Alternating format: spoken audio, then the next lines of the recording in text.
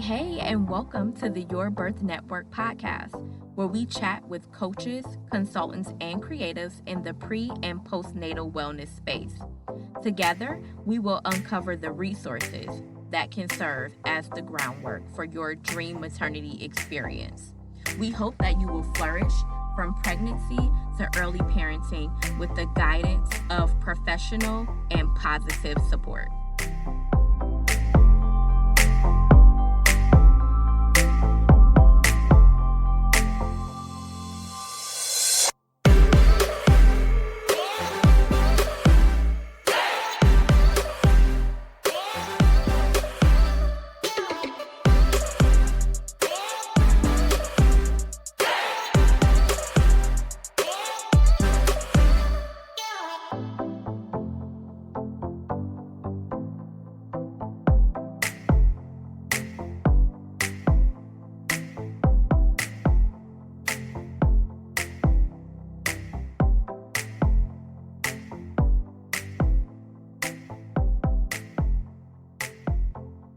Introduce yourself and say a little bit about you, your story, and who you are.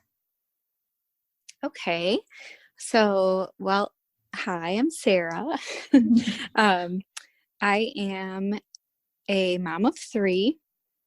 I was a teacher in the classroom, an art teacher for 14 years.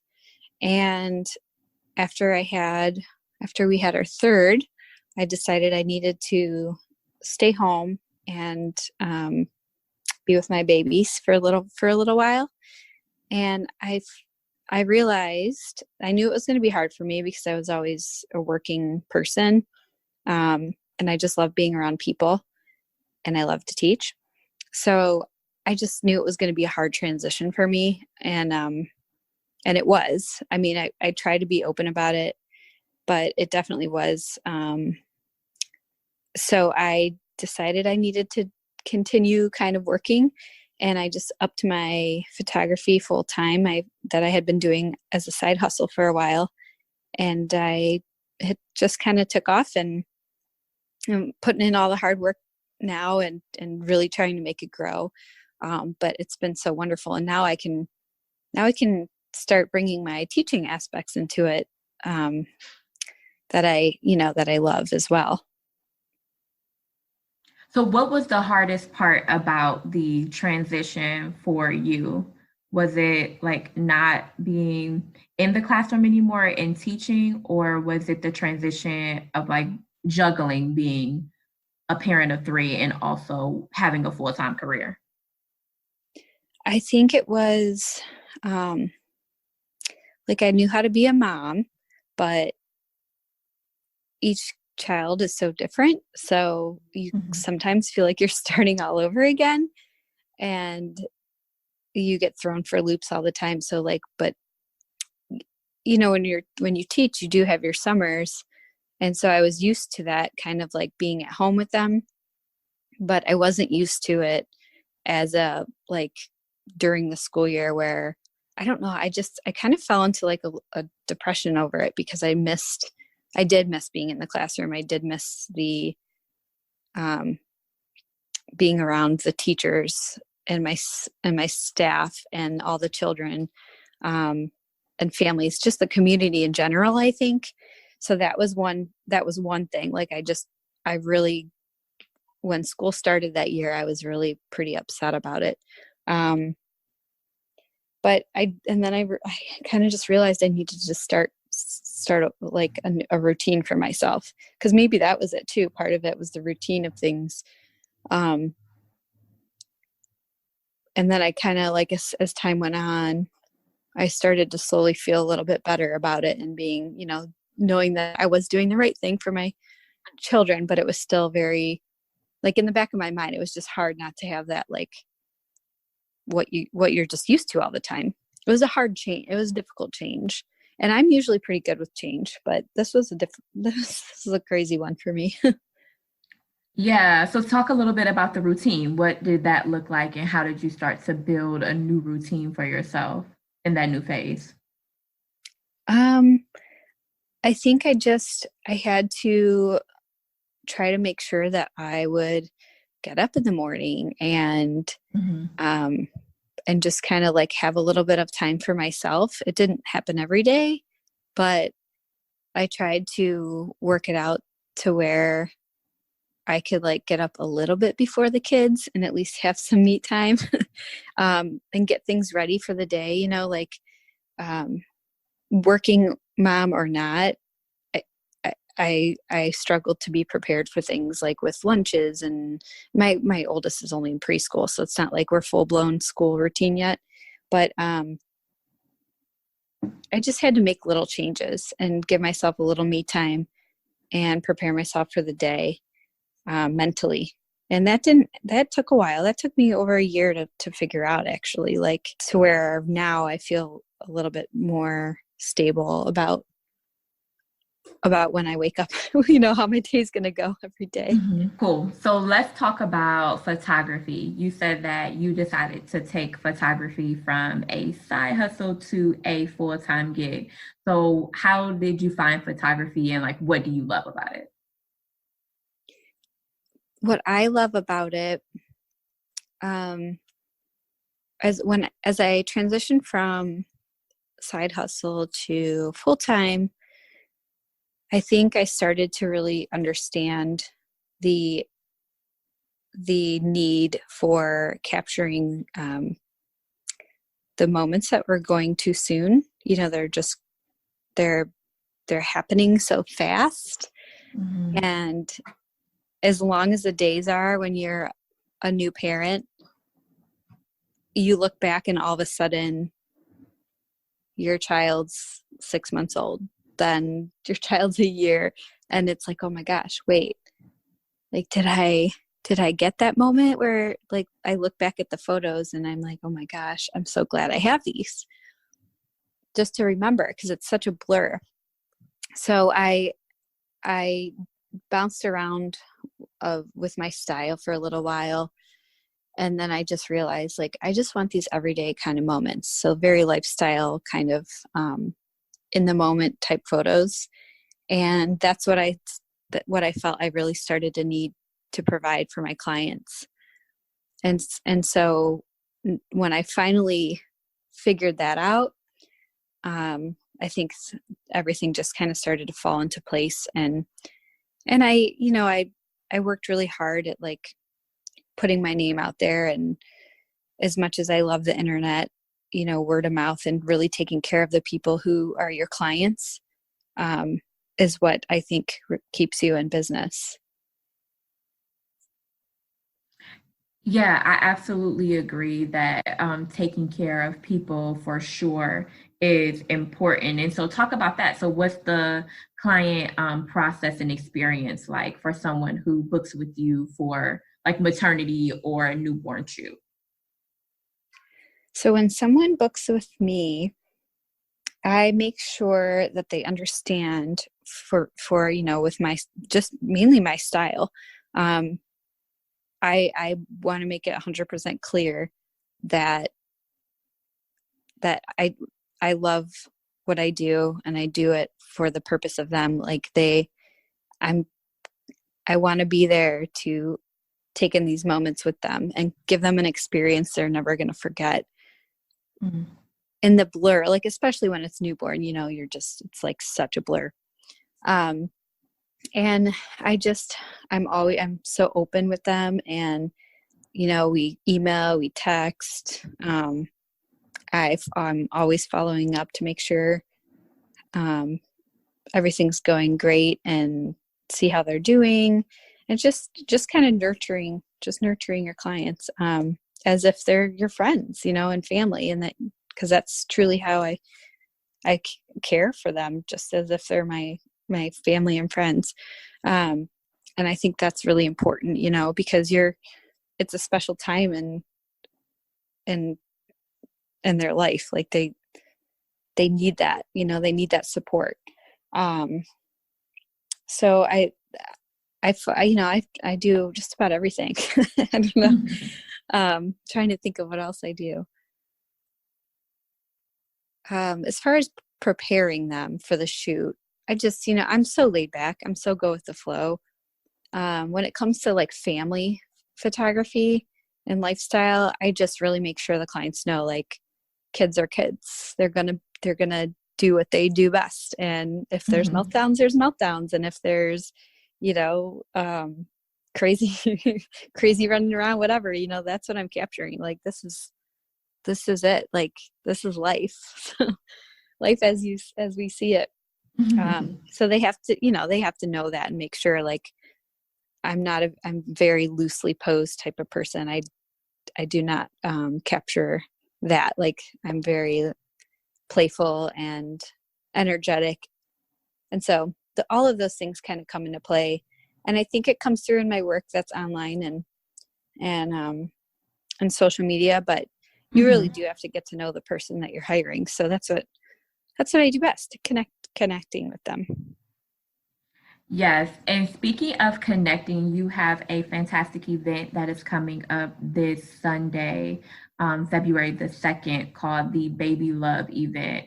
Can you talk a little bit about that event and what people can expect and how people can get tickets? Yes. So, well, the event is sold out actually. Oh, nice. Okay. Yeah, I know it happened really fast. But it just is all coming together so nicely, and I'm hoping to have one in the fall. Um, Okay. so it is called Baby Love, and it's an event for expecting mothers. And what I do is I bring in some hair and makeup specialists, and I get a bunch of businesses from all over Cleveland contribute to helping. And so there's swag bags full of lots of goodies from, gosh, I think I have about 10 businesses this go around, all contributing. One of which is you. Thank you very much. It's a pleasure. So kind. Um, and yeah, just I want these women to have a really fun, pampering experience. They get one photograph taken that is complimentary and given to them as a digital file. And then this time around, I did one event last year. This time we just amped it up, and there's going to be flowers suspended from the ceiling, and it's just going to be so gorgeous in there. I can't wait. Um, and they get to just have a nice experience to be around other expecting moms. You can talk about, pregnancy and all the things happening, and an open, comfortable environment is basically what I'm creating. And I also want these women, especially this time around, and probably for future events. It's kind of it can be scary being pregnant and not knowing what to expect. And really, you can't really know what to expect. You can read all the books you want and get all the advice, but when things happen and you don't know where to turn, or you just go to Google, that's like the worst when you go on Google. But if you have resources where you can turn to, it makes it a little bit more easy on you, and comforting knowing that you have these places to turn to, you have these people to turn to. So I'm incorporating some education into it. So I have a licensed therapist coming to talk about some prenatal, postnatal care, mental health care.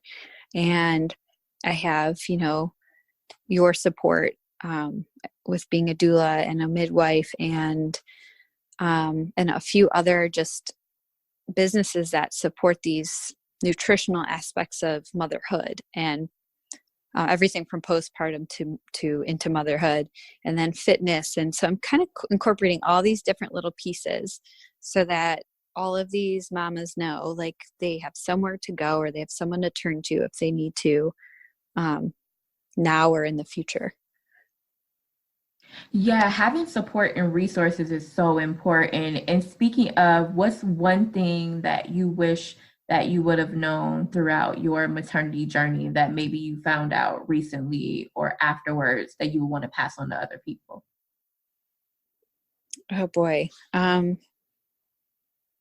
I think I wish I would have known all of the various ways that you can mentally struggle. I think that postpartum depression is not just one, it cannot be wrapped up into one category. And when you get checked at the doctor afterwards, there's a standard list, but it's really not that simple.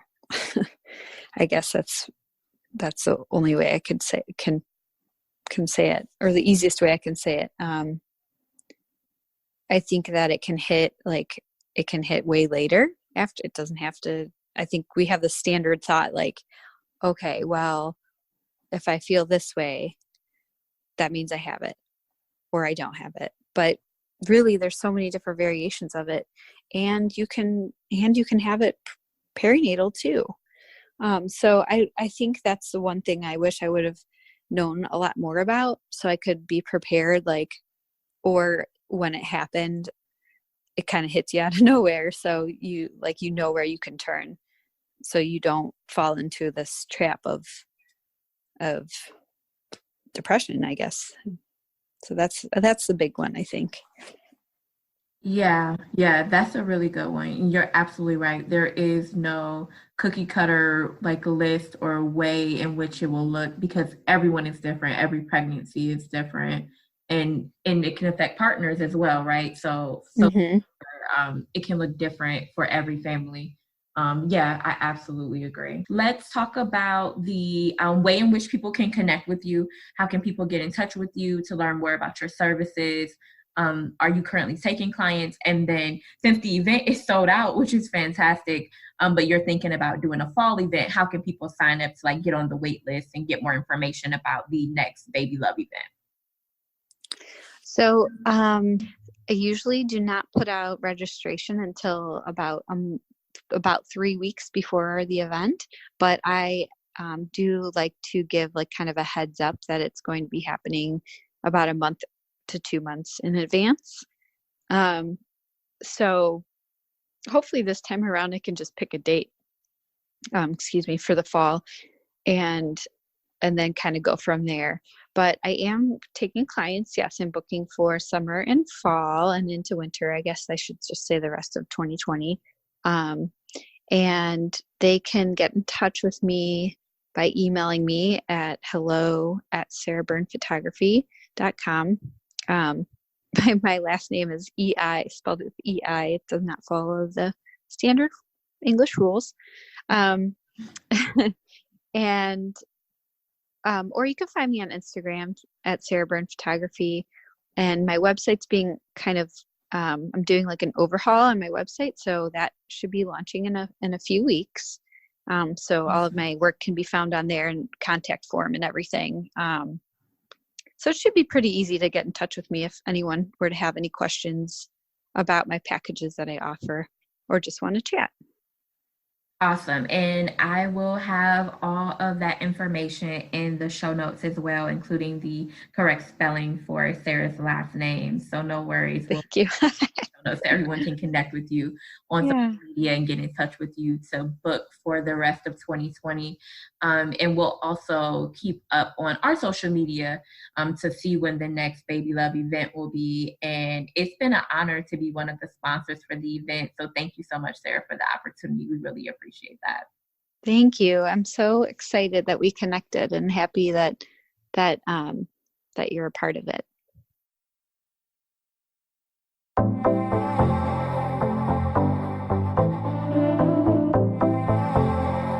Thank you so much for listening to Season 1, Episode 1 of the Your Birth Network podcast.